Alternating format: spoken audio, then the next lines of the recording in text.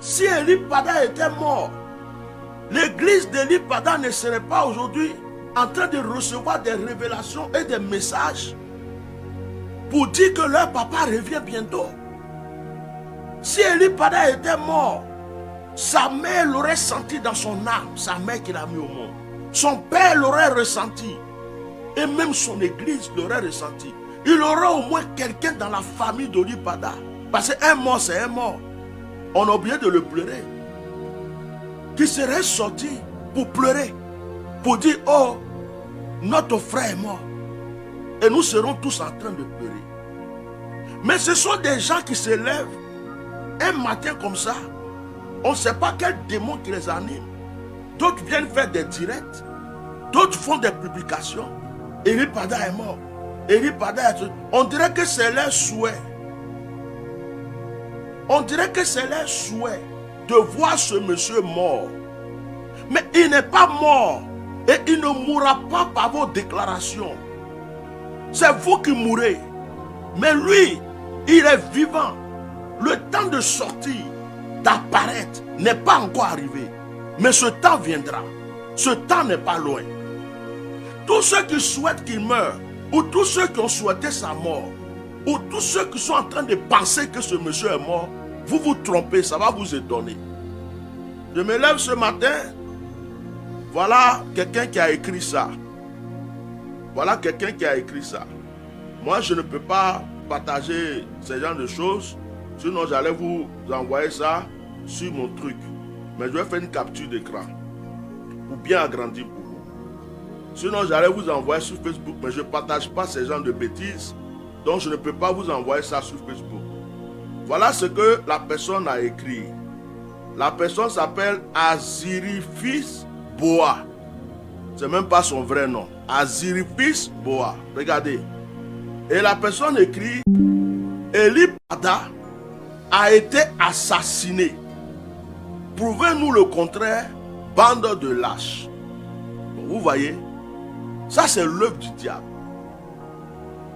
Ça c'est l'œuvre du diable.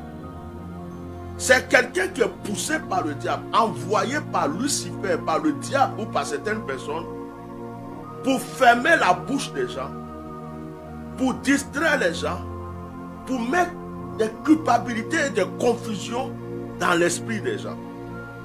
Quand une personne se lève pour écrire ça, s'il y avait une justice en Côte d'Ivoire, s'il y avait une justice, depuis que Eli Pada a disparu, on sait que les procureurs, si c'est pour attraper les blogueurs, si c'est pour attraper des gens pour les intimider, les mettre en prison, on connaît la justice de la Côte d'Ivoire. Mais depuis que Eli Pada a disparu, le procureur, la justice de la Côte d'Ivoire n'a jamais, c'est-à-dire qu'aucun communiqué, aucune action, rien du tout. Les églises de Côte d'Ivoire n'ont même pas réagi, n'ont rien fait, chacun dans son coin, comme si Eli Pada n'avait jamais existé. Comme si ça faisait plaisir à tout le monde, sur le plan religieux, comme sur le plan des autorités du pays.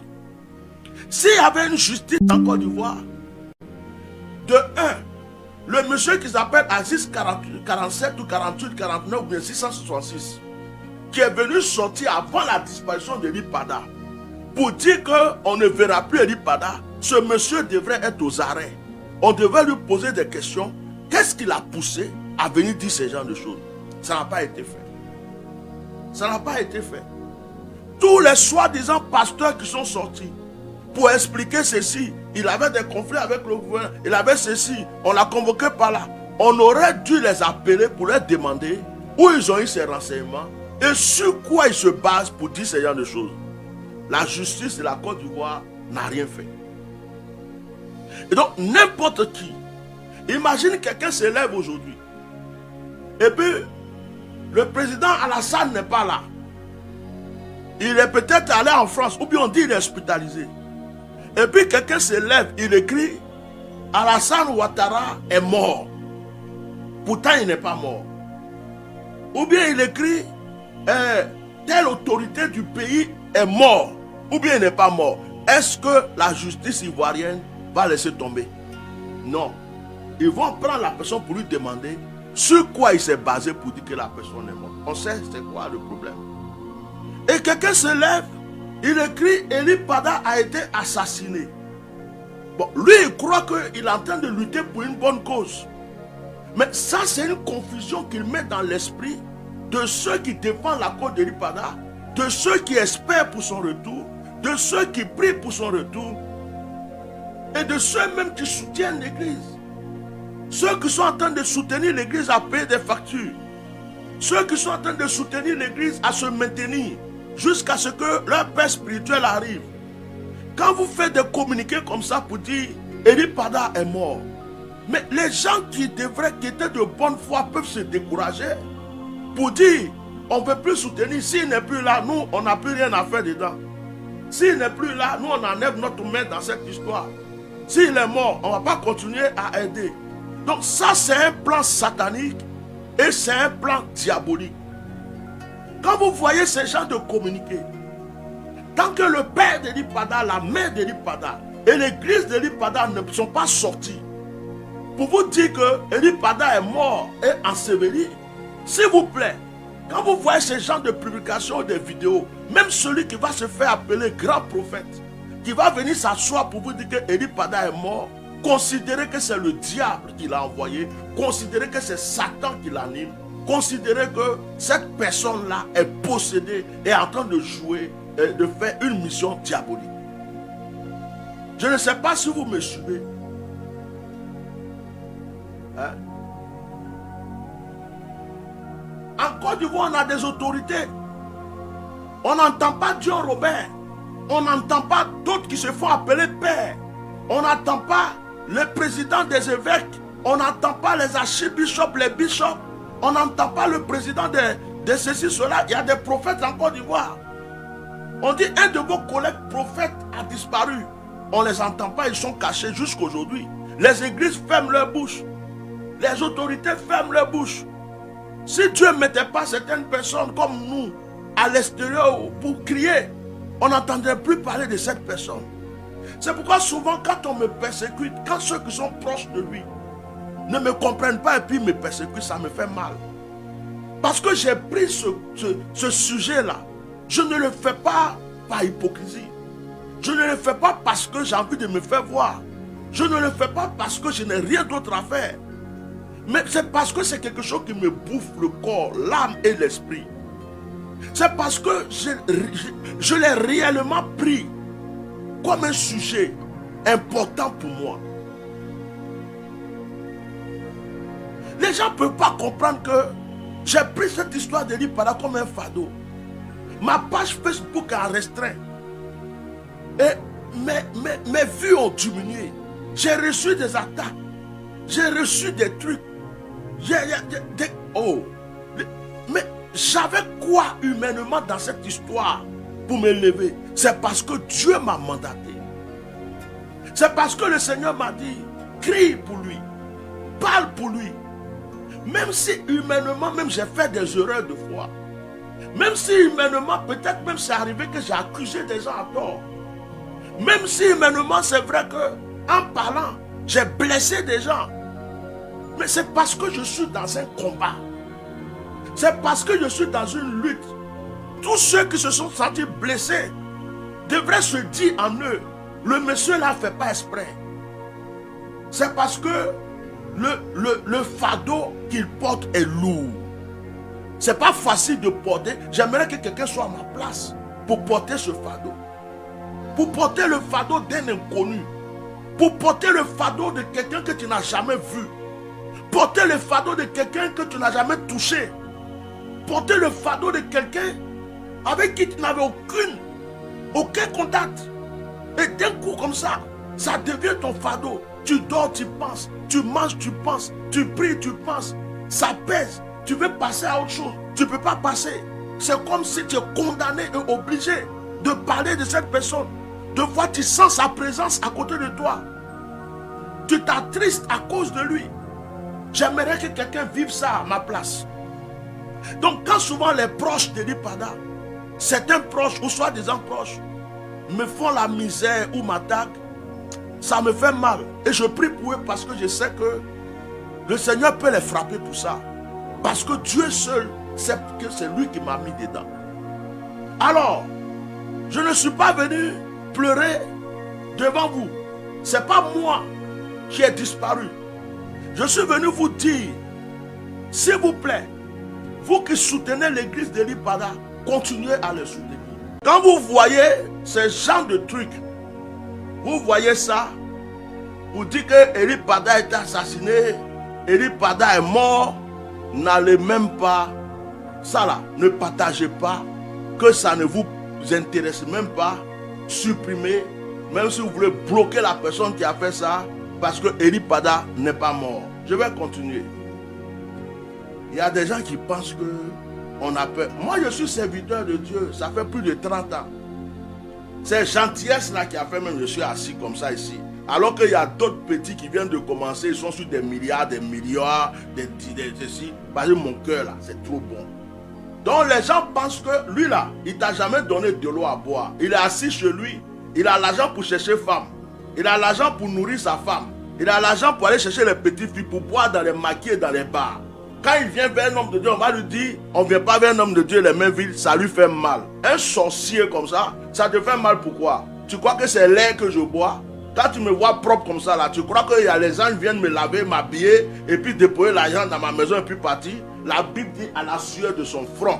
Tu viens vers moi, tu fais offrande. Tu ne fais pas offrande, tu dégages. Et si tu n'as pas les moyens, tu expliques. Si on peut t'aider, on va t'aider. Mais on ne te doit rien. Point. Tu as qu'à rentrer dans l'oreille de tout le monde. Voilà, c'est moi qui ai dit ça. Celui qui veut que même plus va venir me voir. Je ne m'en pas caillou, hein. Ben dis donc. C'est toujours les francophones qui parlent. Les anglophones, eux, ils sont déjà vaccinés. Ils soutiennent les hommes de Dieu. Je vais vous montrer autre chose. On a reçu aussi, c'est sur WhatsApp. J'ai reçu un message aussi sur WhatsApp. Où est ça? Où ça? Voilà, j'ai partagé sur ma page. Vous avez vu cette publication ce matin que j'ai partagée sur ma page? Vous avez vu ça? Sur ma page Facebook. C'est l'église d'Eli Pada, la cité de Dieu, qui a fait cette publication. C'est marqué urgent, urgent, depuis hier, après notre culte, la page officielle du prophète Eli Pada, qui a son actif 23 000 abonnés, créée récemment, a été encore supprimée. En moins d'un an, depuis le mois de juillet 2023 jusqu'à ce jour, 15 juillet 2024, soit un an, jour pour jour, les comptes du prophète Eli Pada lui ont été arrachés et supprimés 4 fois. D'abord, son compte Facebook qui comptait le plus de communautés, 64 000 abonnés, supprimé. Après, nous avons dû créer un autre compte qui a été supprimé, puis un autre qu'ils ont supprimé et enfin, le dernier en date supprimé hier soir. Comme si des gens s'évertuent coûte que coûte à le faire définitivement taire. Le prophète Eli Pada n'est qu'un simple prédicateur du royaume de Jésus-Christ. Pourquoi tant d'acharnement et de persécution contre son ministère et sa personne? Nous interpellons tout le corps de Christ à soutenir le prophète Eli Pada et la cité de Dieu en prière. Le Seigneur Jésus-Christ, qui est le seul juge et maître de tout, saura au moment opportun tirer la fin de toutes ces persécutions, gloire et règne total, absolu à Jésus-Christ dans notre nation. Voilà, ce communiqué, c'est ce matin que ça m'a été parvenu. J'ai même partagé sur ma page. Vous voyez, je n'arrive pas à comprendre. Le monsieur a disparu. Le monsieur n'est plus là pour prophétiser dans ces temps-ci. Mais malgré cela, son absence dérange certaines personnes. Son absence dérange personne. Maintenant, je vais poser la question à ceux qui font des communiqués pour dire que Eli Pada est mort ou bien a été assassiné. Est-ce que quelqu'un qui est mort, il peut déranger encore des gens? Est-ce que quelqu'un qui est mort, il peut déranger encore les gens? Non. Quelqu'un qui est mort ne peut pas déranger les gens. Ça prouve qu'Eli Pada est vivant. Ça prouve qu'Eli Pada est vivant. Pourquoi? Parce que on ne le voit pas. Il est absent. Tout le monde se pose les questions de gauche à droite. Même malgré cela, même son absence dérange les gens. Son absence dérange. Ils ont encore supprimé sa page. Et ça fait 4 fois, il paraît.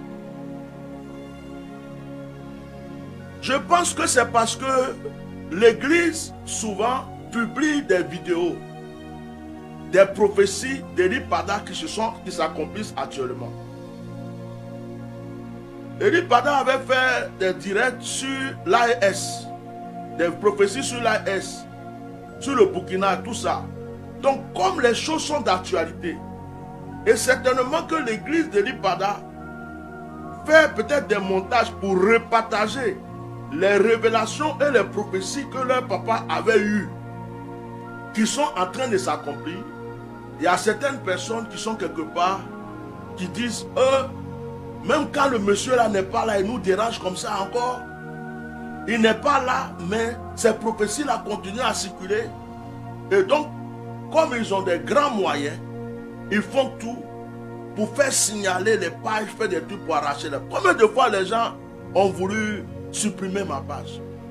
J'avais une première page, j'avais plus d'abonnés. Là, ils ont été malins, ils sont venus, ils ont mis la main sur la page. Maintenant, ma page est certifiée. Ma page est certifiée, on ne peut plus prendre ma page comme ça. Mais, combien de fois, ils ont même attaqué ma page. Ils ont même tout fait pour que ma page soit restreinte. Je suis suivi par des milliers de personnes. Mais pendant les directs, vous allez voir 50 vues, 30 vues, 16 vues. Vous allez voir, quand vous regardez, vous croyez qu'il n'y a pas du monde qui regarde. Alors qu'il y a des milliers de personnes qui suivent mes directs. Vous voyez? Donc, quelqu'un qui ne dérange pas, quelqu'un qui est mort, qu'on a déjà tué, est-ce que on va encore avoir peur de ces paroles ou de ces déclarations? Si les gens ont pris la page d'Eli Pada, c'est un grand signe que Dieu vient de vous donner pour vous montrer que Eli Pada est vivant. C'est un grand signe que Dieu vient de vous donner encore pour vous dire que Eli Pada va revenir. Et moi je suis convaincu que la plupart des prophéties d'Eli Pada vont s'accomplir les unes les autres. Et Eli Pada va venir au moment où l'une de ses plus grandes prophéties s'est accomplie. Et les gens ont peur. Si Eli Pada a eu des problèmes, c'est à cause de ses révélations. C'est à cause de son franc-parler. C'est à cause des révélations qu'il donnait. Il y a même un certain qui avait prêché une fois dans son église que je suis allé mettre en place, pour ne pas dire son nom, qui disait que Eli Pada n'a pas été sage. Quand on est prophète, il faut être sage. On ne prophétise pas comme ça. Il dit, il n'a qu'à lire sa Bible. Tout ce que moi je demande, je n'ai pas de problème avec lui, mais il n'a qu'à lire sa Bible. Il n'a qu'à lire sa Bible pour voir que les prophètes de la Bible ne sont pas allés demander lettre recommandée ou permission pour venir prophétiser. Quand Dieu les a dit de parler, ils ont parlé. Il y a même des prophètes à qui Dieu a dit va manger les excréments, c'est-à-dire caca qu'on chie là. Dieu lui dit va manger caca. Il est parti manger le caca. Il y a un là, Dieu dit va prendre prostituée, il a pris. Quand Élie a prophétisé, puis il était obligé de fuir Jézabel et Achab, Élie n'était pas bête. Ézéchiel n'était pas bête. Daniel n'était pas bête. Quand il a résisté pour être jeté dans la fosse au lion. Donc il y a des gens aujourd'hui, ils sont dans un confort, c'est des faux chrétiens. La plupart ont vendu leur âme à la franc-maçonnerie déjà. Ils ont signé des pactes, on les a déjà attachés quelque part, ils sont devenus les cousins et les petits jumeaux de Satan. Ils portent des habits comme des agneaux, ils s'arrêtent sur des chairs avec des micros comme si ce sont des saints. Alors que ce sont des personnes pourries, ils ont tous des fétiches sous leur lit et dans leur maison. Qui ont des pactes, qui finissent de prêcher, qui le soir vont dans la loge de la franc-maçonnerie pour manger avec certaines personnes. Ils viennent s'asseoir parce que les prédications d'Eli Pada les dérangeaient. Les révélations d'Élie Pada les dérangeaient. La vie d'Élie Pada les dérangeait. La pureté d'Élie Pada les dérangeait. La sainteté d'Élie Pada les dérangeait. La vie de consécration d'Élie Pada les dérangeait. La vie de jeûne d'Élie Pada les dérangeait. La concrétisation des prophéties que Élie Pada donnait les dérangeait. La réalisation des paroles qui sortaient de la bouche d'Élie Pada les dérangeait. Ils étaient remplis de haine, de jalousie, de méchanceté. Et ce qui est grave, c'est que les démons qui étaient dans leur vie, les démons qui sont dans leur vie, les démons de leurs alliances sataniques étaient dérangés par la prière d'Élie Pada. Lorsque Élie Pada priait chez lui à la maison, leurs démons tremblaient dans leur chambre. Ils avaient peur d'être dévoilés. Ils avaient peur que les prophéties d'Élie Pada contre leur vie s'accomplissent. C'est pourquoi ils ont tout fait. La disparition et les problèmes d'Élie Pada, la plupart ce sont des pasteurs francs-maçons, des pasteurs mystiques diaboliques. Ils sont tous allés au Bénin pour aller prendre des fétiches et des gris-gris qui se sont promenés au Burkina, qui sont allés en Inde, au Ghana, partout pour prendre des fétiches de gauche à droite, des sataniques qui seulement, tout ce qui les intéresse à eux, c'est comment avoir l'argent, comment être grand, comment être riche, comment on va parler de moi, comment je vais dormir sur des milliards et des millions. Je n'ai pas des milliards et des millions, mais tout ce que j'ai, le peu que j'ai, je nourris des pauvres, je nourris des veuves, je nourris des pasteurs, j'aide des gens à s'en sortir. C'est peut-être pour cela que je ne suis pas milliardaire. Mais il y en a qui ont des milliards et des milliards, qui chantent ça du matin au soir, mais qui continuent de voler, d'escroquer, de tuer, qui font des sacrifices humains dans leurs églises. Ils ont vu un homme pur, un homme saint. Mais l'histoire d'Élie Pada ne me fait pas peur, ne me donne pas du moins, parce que Élie a été combattu, Jean-Baptiste a été combattu, Jésus-Christ dérangeait pour ses vérités. On disait que Jésus n'est pas sage parce qu'il est rentré dans le temple pour chasser les vendeurs du temple, pour donner des coups de pied aux marchandises dans le temple. Et on disait Jésus n'était pas saint. Qui a vendu Jésus? Qui a tué Jésus? Qui a crié crucifie-le, tuez-le? Ce sont les propres frères de Jésus. Ce sont les mêmes personnes qui ont mangé le pain. Ce sont les mêmes personnes qui ont mangé le poisson quand il a multiplié. Les mêmes personnes qui ont bu le vin au mariage de Cana.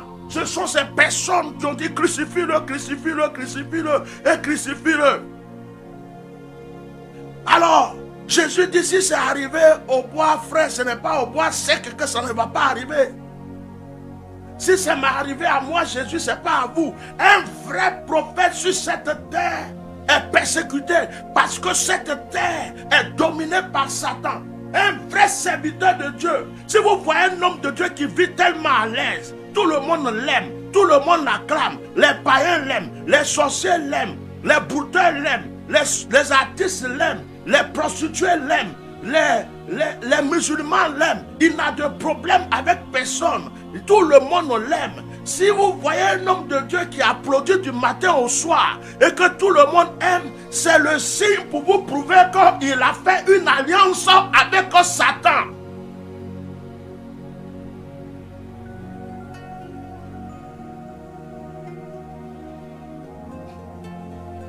Vous voyez un homme de Dieu, la prostituée l'aime, le voleur l'aime, le brouteur l'aime, le brigand l'aime, le braqueur l'aime, le féticheur l'aime, le marabout l'aime, le musulman, tout le monde l'aime. Il n'a pas d'ennemi. Partout où il passe, tout le monde l'acclame. Il faut savoir que c'est un fils du diable dans l'église, parce que la lumière ne peut pas habiter avec les ténèbres. Mais quand vous voyez un homme de Dieu qui est souvent persécuté, haï, rejeté, et que vous écoutez ses prédications, c'est la vérité. Vous voyez qu'il aime Dieu et puis il est persécuté. Sachez que Dieu est avec lui.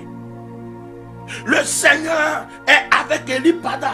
Et je crois que le Dieu d'Eli Pada a une alliance avec Eli Pada et il ne laissera pas tomber son serviteur. Je suis convaincu que l'Éternel Dieu Tout-Puissant qui a sorti Eli Pada de la boue protège sa vie encore aujourd'hui. Je suis convaincu que cet homme nous reviendra sain et sauf. Je suis convaincu que nous le reverrons et nous glorifierons Dieu avec lui au temps fixé par le Seigneur parce que ses prophéties s'accompliront. Ils ont encore supprimé une autre page. C'est le communiqué de son église. Priez pour cette église. Nous avons l'habitude de les reprocher. Pourquoi? Moi-même, je les ai reproché beaucoup de choses. Pourquoi vous laissez rentrer telle personne dans l'église? Pourquoi telle personne vient prêcher dans l'église? Pourquoi telle personne fait ça? C'est vrai. Pourquoi vous ne parlez pas? Pourquoi vous n'agissez pas? Mais nous ne sommes pas avec cette église pour savoir quelles sont les menaces. Nous ne sommes pas avec eux pour savoir comment les gens sont avec eux. Si jusqu'aujourd'hui Eli Pada n'est pas là et qu'on arrive encore à arracher leur page Facebook, ça veut dire qu'ils sont menacés. C'est le signe pour nous qu'on sache que cette église est menacée. Leurs téléphones sont sur écoute. On les vise. Il y a des espions cachés dans l'église. On regarde leurs faits et gestes. Ils ne sont pas en sécurité, ne se sentent pas en sécurité. Ils sont dans ce pays, ils savent plus qui est bon pasteur, qui est avec nous, qui n'est pas avec nous, qui nous aime vraiment, qui nous aime pas vraiment. Ils ont peut-être même des menaces avec des anonymes. C'est pourquoi ils ne peuvent pas faire certaines choses que nous leur demandons. Ça, je le comprends. Deux fois, je sors en tant qu'un père pour tirer leurs oreilles, pour dire, hé, les enfants de mon frère, arrêtez de faire ça, ne permettez pas ça, parce que vos ennemis vont profiter pour vous faire ça. Mais je ne suis pas contre cette église. Priez pour l'église d'Eli Pada. Priez pour le pasteur Simplice. Priez pour son groupe. Priez pour chaque responsable de cette église. Si vous pouvez les soutenir, soutenez-les. Parce que vous n'êtes pas avec eux pour vivre les épreuves et la souffrance. On devrait les féliciter du fait que depuis la disparition de leur papa, ils arrivent à tenir le flambeau jusqu'aujourd'hui. Si c'était certains chrétiens, ils avaient déjà déserté, dispersé, l'église était fermée. Moi, en 1999, quand j'étais venu en France, que j'ai commencé à vivre des difficultés, quelqu'un a annoncé en Côte d'Ivoire, il ne va plus revenir. Vous savez ce que un fils que j'avais formé à faire, on m'avait donné, je ne sais pas combien d'hectares de terrain. Il a changé le nom, il a pris les hectares. Il s'est autoproclamé président de mon ministère. En même temps, il a changé le nom. Et puis tous mes fils, disciples, qui sont des grands pasteurs dans le monde entier aujourd'hui, ils lui ont dit non, nous on a un seul père, notre papa n'est pas là. Si tu changes le nom, si c'est toi qui veux devenir notre père, nous on quitte l'église. Et tous mes fils spirituels, les pasteurs, ils sont partis, dont le ministère a été brisé. Celui-là, je suis allé à Abidjan, je l'ai vu marcher dans la rue avec des tapettes trouées. Comme un fou, il n'est plus rien en ce moment.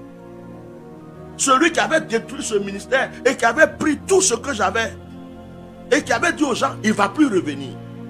Alors quand je vois le pasteur Simplice et puis cette église en train de lutter, je dis, Eli Pada a eu des enfants. Malgré tout ce qu'on va les reprocher, Eli Pada a eu des enfants. Malgré les petites erreurs qu'ils vont faire de temps en temps, nous devons être là pour les soutenir. Même si on veut, on peut crier sur eux un peu. Si ça ne les plaît pas, ils vont comprendre après. Mais on ne peut pas les lâcher. On doit prier pour eux. On doit les soutenir. On doit les encourager. Parce qu'ils ont tenu ce flambeau. S'ils n'avaient pas tenu ce flambeau, aujourd'hui, beaucoup de personnes auraient même certainement oublié Eli Pada. Donc, pour terminer ce côté, je vais vous dire, prions pour cette église. Ils ont encore pris leur page Facebook. Et puis, n'écoutez pas les ragots des gens qui publient qu'Eli Pada est mort, il est assassiné. C'est leur problème. Nous, notre Eli Pada là, il n'est pas mort. C'est eux leur Pada qui est mort. Ils n'ont qu'à aller l'enterrer. Ils n'ont qu'à aller faire leur funérailles. Le nôtre là, il est vivant.